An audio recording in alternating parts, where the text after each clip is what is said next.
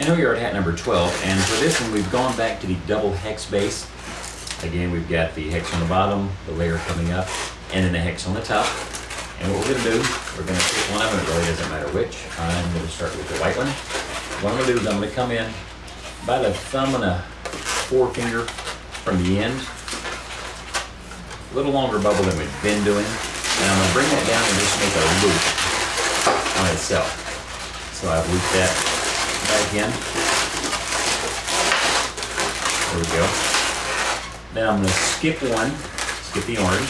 I'm going to go to the yellow and do the same thing again. Just bubble in the end and make a loop. So we've got 2 loops there. And I'm going to come again, skip one. So I'm going to skip the red and come over to the blue. Do the same thing. Bring it back down. So now I've got 3 loops there, as you can see. Now I'm going to take the red, I'm going to come out to the end, I'm going to make, again, the thumb and a forefinger bubble in the end like we just did on the others. I'm going to run it through the blue loop that's next to it, and skip over to the green loop, and twist that into the base of that. Then I'm going to take the green and do the exact same thing, thumb and a forefinger bubble. I'm going to take that and run it through the loop next to it, which just happens to be the white.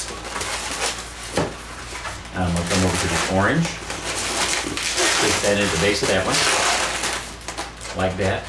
And then finally, I'm going to come up to the orange and do the same thing. I'm going to forefinger bubble off the end.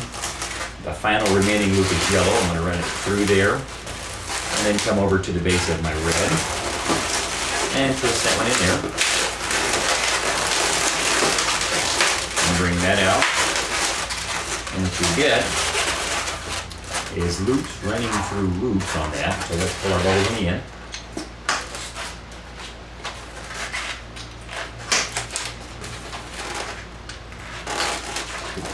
Come on.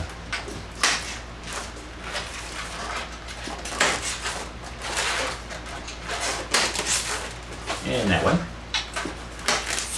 And then because I made those a little bit longer, what you can do is you can come out and give them a little bit of shape. I'm going to curl them up. Since they're longer, that gives me the ability to do that. So that gives it a little bit of added character on the ends out here. So instead of just sticking straight out, those are kind of curling up as well. So you end up with a hat like that.